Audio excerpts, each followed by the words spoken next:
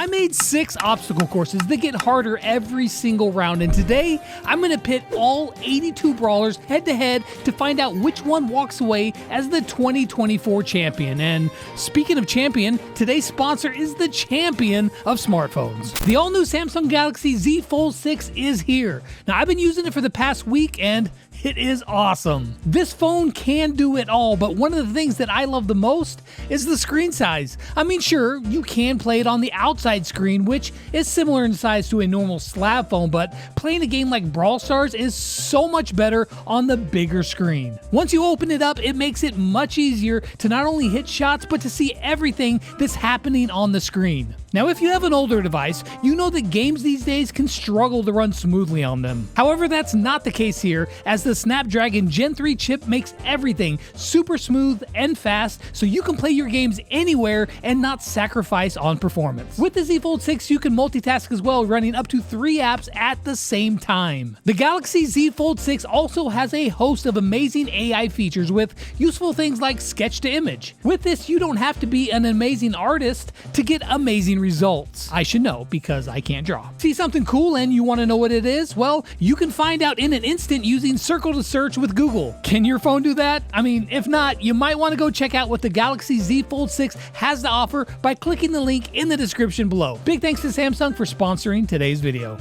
Now we start off on the most basic of all of the courses. It's literally just a straight line, but if the brawler can't win in this round, then they will absolutely not win this tournament. Now as for the rules, well, in this first race, the only rule is you can't kill your opponent. Now each brawler starts the race with a super, however, hypercharges are not allowed, and Frank makes use of that super just in time to stroll past Gene. Likewise, Sprout normally would troll his opponents on this map, however the positions here were done at random, and Sprout's luck gets bulldozed. Surge and Colt are neck and neck, but those slick boots let him pull just ahead. However, Sandy puts Poco to sleep and easily wins, just like Crow does when he leaps his way to the next round. In round 2, we introduce a new type of map and our first obstacle, one that Edgar leaps over as he defeats Frank. And since there are no rules about staying in your lane, Fang takes that opportunity and threads the gap, making quick work of Eve. Now both Chuck and Bull can get through this wall, but Chuck has to wait for a super, while Bull never stops. Colt once again shows why he is so good in these, as he doesn't even have to pause to keep moving and leave Pearl in the dust. And speaking of dust, Sandy uses that straight off the line to stun Barry. However, he catches back up with his super and he looks to have a win, but Sandy uses a last second gadget to just barely give him a win. Squeak uses a slow, but it doesn't have much effect, as Gray just yoinks Squeak back and then shows up on the other side of the wall and into the next round. And speaking of slows, Crow gets one off at the very start, and then after they both clear the wall, he gets another one off to send Lily packing.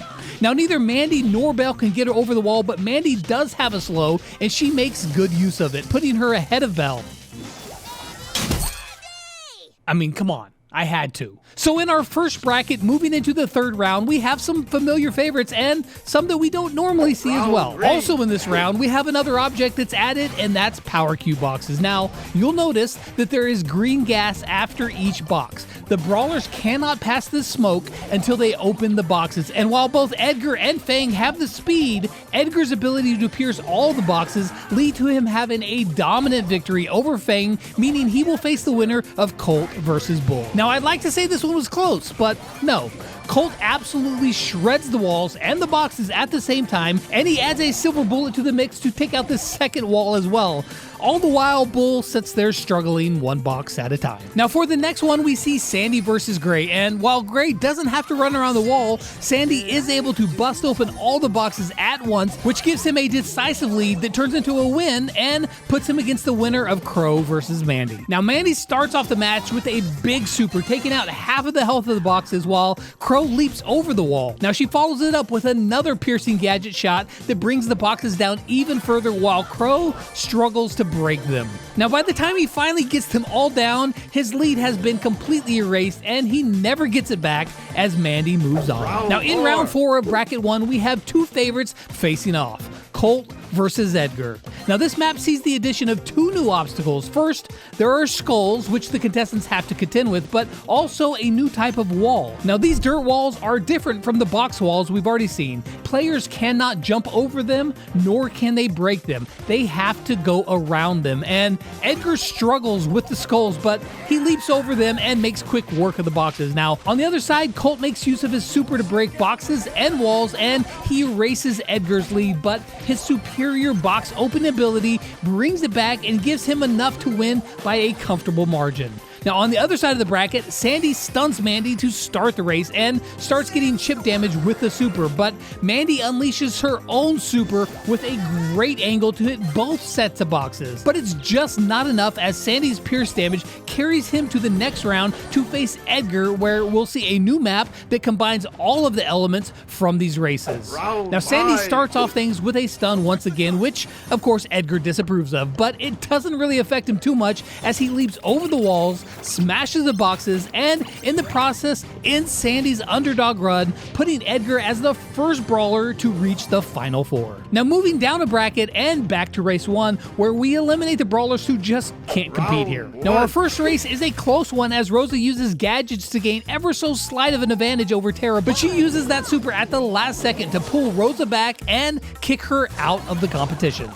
And while that was a close one, the next 3 were not so much, as we see Jackie just hammer Barley into the ground. Carl zip and spin away from Pam, and Max just flat outruns Jesse. Now in map 2, however, Tara faces off against another perennial favorite in Brock, and he shows why he is so good at this as he leaps over the wall, giving him a slight boost and cruises to victory. Now in the next match, you might think that Sam would just run away with this, but Ash makes it a tough fight with his rage, and while Sam wins, it's not by much.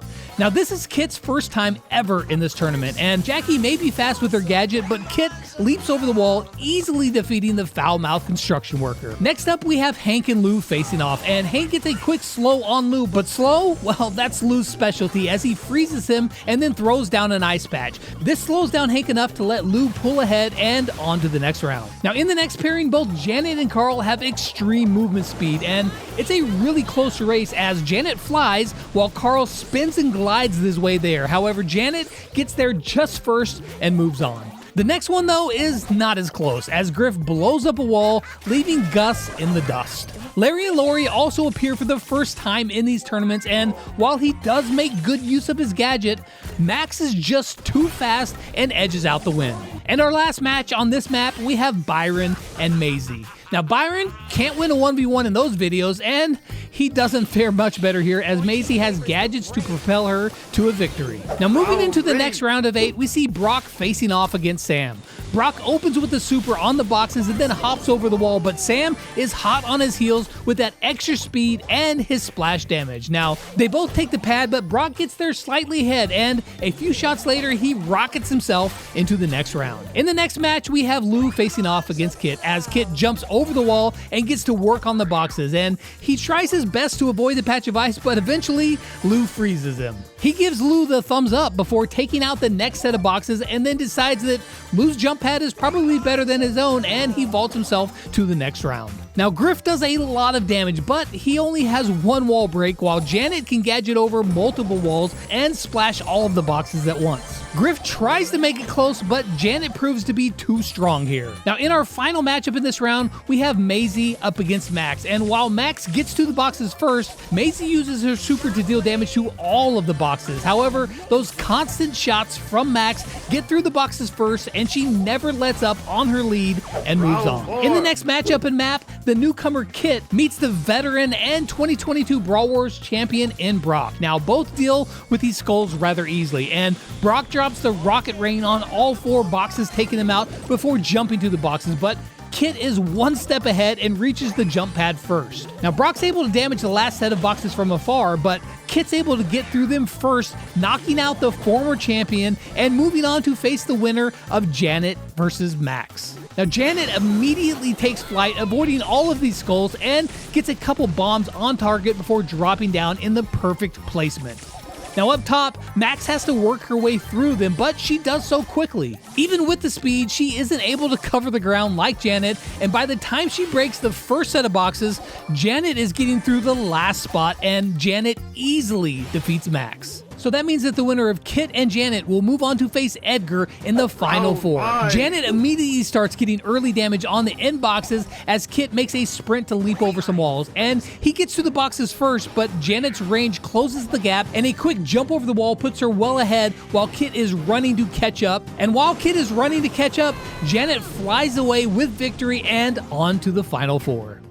We now move to the bottom half of the bracket in the elimination sprint where Tick gets bullied by Penny. Nani pilots her way past Rico, Shelly zips past Colette, 8-Bit gets embarrassed by Bo, and Mortis shows Ems that he is the best of the undead. Now in the next round, we see a perennial favorite and 2023 champion in Dynamite versus the underdog Penny, and he quickly pushes her hopes of winning off the table as he easily wins. Next up are Bonnie and Lola, and while both can get over the wall, Bonnie does it much faster. Now at the starting lines, we have Charlie and Nani, and Charlie was hoping that Nani would use Peep right away, but she doesn't. So finally, Charlie just uses her super and looks to be ahead until Peep motors its way to the jump pad and on to victory. Now, Doug may have the swagger, but he can't get through a wall. Shelly, however, can, and that's all it takes to send him packing. Then we have a brand new brawler in Clancy taking on Bo.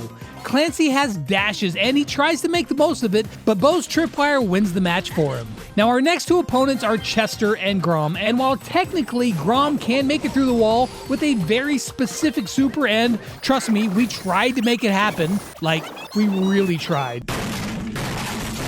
But in the end, it just wouldn't work. And honestly, Chester would have won regardless, so we moved along just like Chester did. Now, between Mortis and Draco, we see Draco with speed, but Mortis has real speed, and he wins easily. And in the last match in this round, sees RT and Stu battling.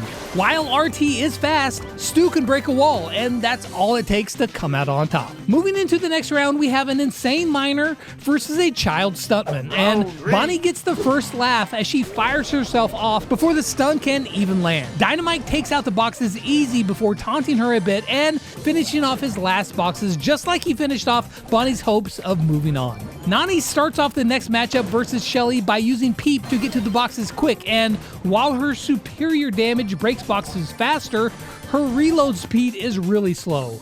Shelly finishes off the first set at about the same time, and while Nani does get a long shot on the boxes, her slow reload fails her in the end, and Shelly moves on.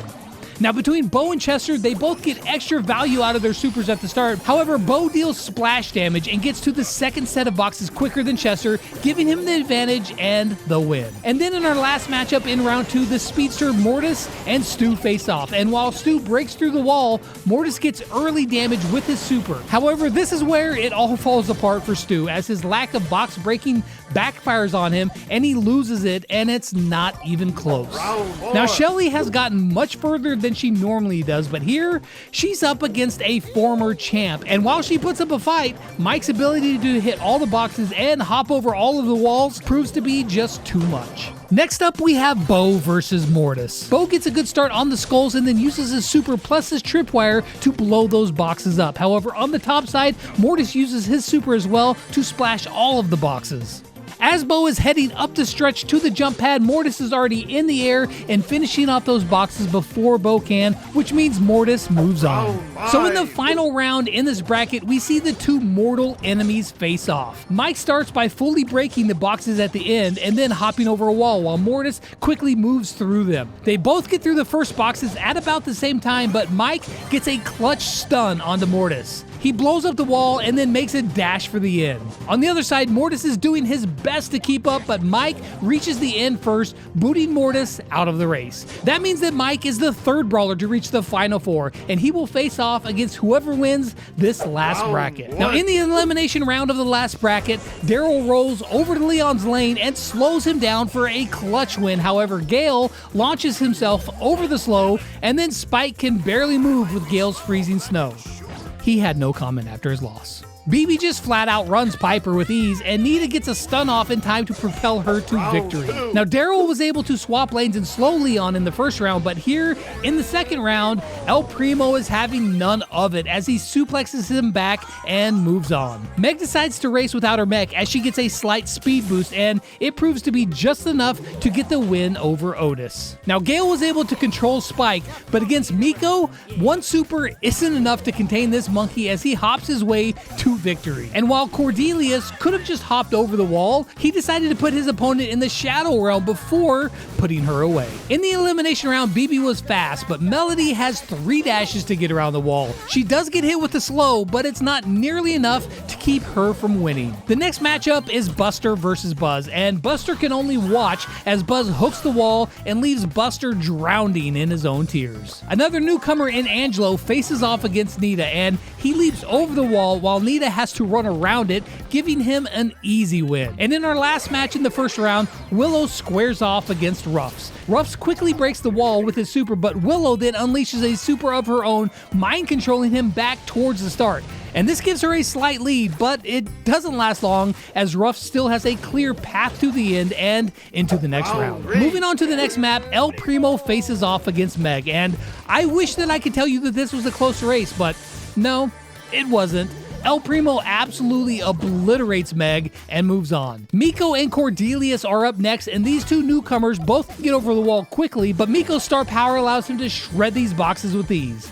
He then supers over the wall and the water to finish off the last 2 boxes where Cordelius is nowhere to be found. Now another new brawler this year is Melody, and she gets off to a good start, but Buzz gets off to a better one. She tries to get a super back while damaging some boxes, but it's too little, too late as Buzz is so far ahead, she is left in the dust and out of this competition. With the last match in this round, we have Angelo versus Ruffs. Now both handle the wall, but Angelo is able to get extra damage with his super and handle the boxes much easier than Ruffs. Now he could have even used his piercing gadget, but it wasn't needed this time, but it will be in the next round where he'll be looking to face off against the winner of El Primo versus Miko. El Primo doesn't have too much trouble making it past the initial skulls and getting to the first set of boxes, while Miko has a really hard time, but once he does get through them, he gets through everything so fast that he not only gains ground on Primo, but he overtakes him, and one of the favorites goes down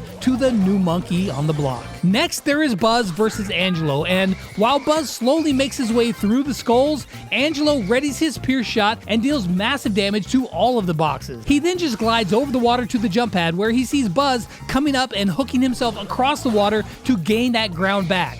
Now on the boxes, he can hit them all, and it comes down to the wire here, but Angelo just beats Buzz in a close race. So that means that we have Miko versus Angelo to see who is the last brawler moving into the top 4.